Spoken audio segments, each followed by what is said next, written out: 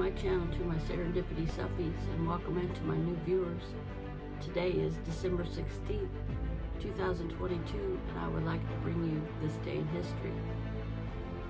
In Boston Harbor, a group of Massachusetts colonists disguised as Mohawk Indians board three boarded British tea ships and dumped 342 chests of tea into the harbor. The midnight raid, popular known as the Boston Tea Party, was in protest of British Parliament Tea Act of 1773, a bill designed to save the faltering East India Company by greatly lowering its tea tax and granting it a virtual monopoly on the American tea trade. The low taxes allowed the East India Company to undercut even tea smuggling into America by Dutch traders, and many colonists view the act as another example of taxation tyranny. When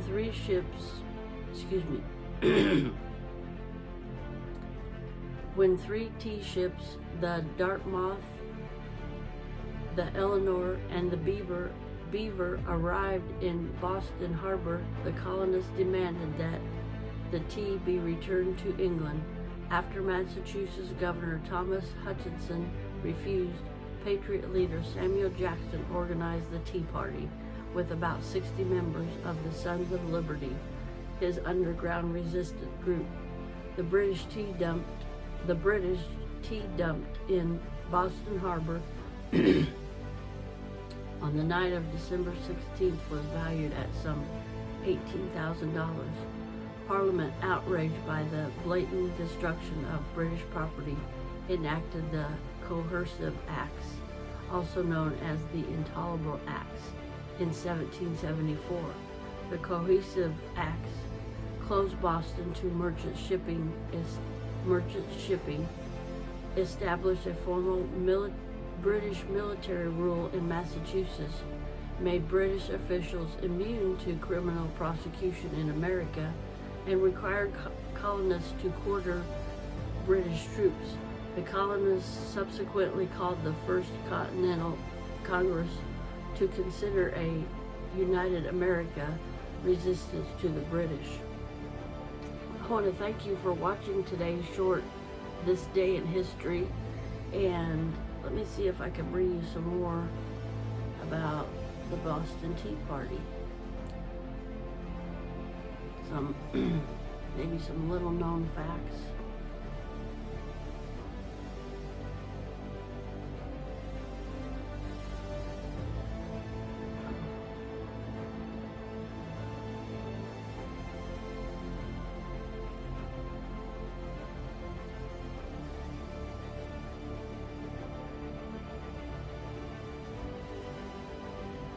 Okay, here's a little bit more. Sorry about that. Here's a little bit more about the Boston Tea Party. The Boston Tea Party was a political protest that occurred on December 16th, 1773, at Griffin's Wharf, in Boston, Massachusetts. American colonists, frustrated and angry at British for imposing taxation without representation, dumped 342 chests of tea imported by British East India Company into the harbor. The event was the first major act of defiance to the British rule over the colonists. It showed Great Britain that Americans wouldn't take taxation and tyranny sitting down, and rallied American patriots across the 13 colonies to fight for independence.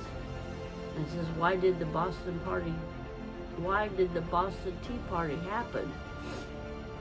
In the 1760s, British was deep in debt, so British Parliament imposed a series of taxes on American colonies to help pay those debts.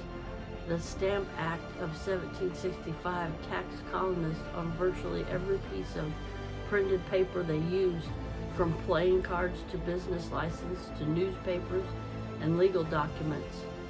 The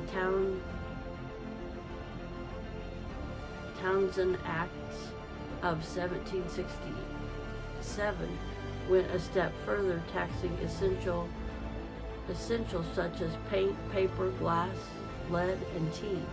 The British government felt the taxes were fair, since much of its debt was earned fighting wars on the colonists' behalf.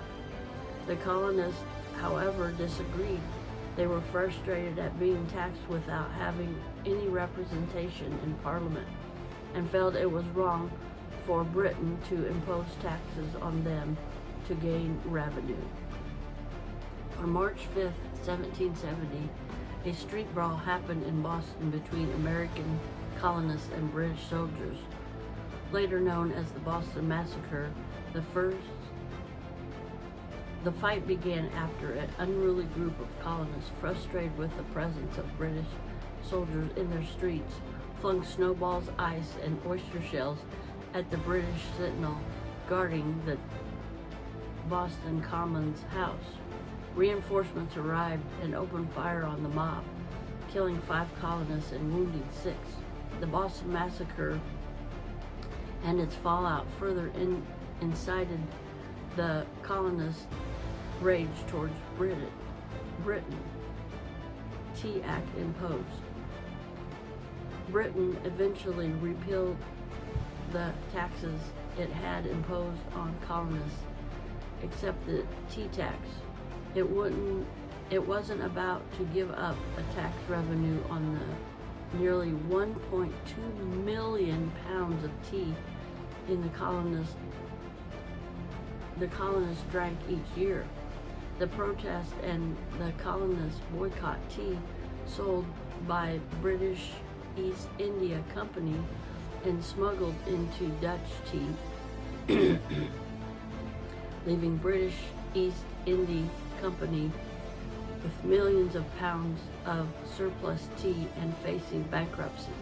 In May 1773, British Parliament passed the Tea Act, which allowed British East India Company to sell tea to the colonists duty-free and much cheaper than other tea companies, but still tax the tea when it reached the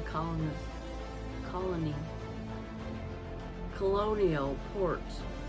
Tea smuggling in the colonies increased, although the cost of the smuggled tea soon surpassed that of the tea from British East India Company with the added tea tax. Still, with the help of prominent tea smugglers such as John Hancock and Samuel Adams, who protested taxation without representation, but also wanted to protect their tea smuggling operation, colonists continued to rail against the tea tax and Britain's control over their interests. Sons of Liberty. The Sons of Liberty were a group of colony merchants and tradesmen founded to protect the Stamp Act and other forms of taxation.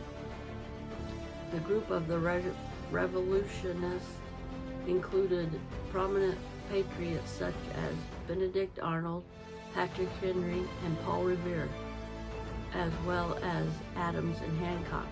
Led by Adams, the Sons of Liberty held meetings rallying against British Parliament and protested in Griffin's Wharf.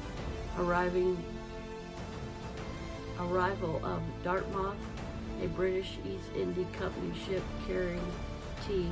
By December 16, 1773, Dartmouth had been joined by her sister ships, Beaver and Eleanor, all 3 ships loaded with tea from China. That morning, thousands of colonists convened at the wharf and its surrounding streets, a meeting was held at the Old South Meeting House, where a large group of colonists voted to refuse to pay taxes on the tea or allow the tea to be unloaded, stored sold, or used. Ironically, the ships were built in America and owned by Americans. Governor Thomas Hutchinson refused to allow the ships to return to Britain and ordered the tea tariff to be paid and the tea unloaded. The colonists refused, and Hutchinson never offered a satisfactory compromise. I want to thank you for watching today, this day in history, and I want you to stay safe and stay blessed, and remember to smile, because I love you, but more importantly, God loves you. Bye. I'll see you in my next video.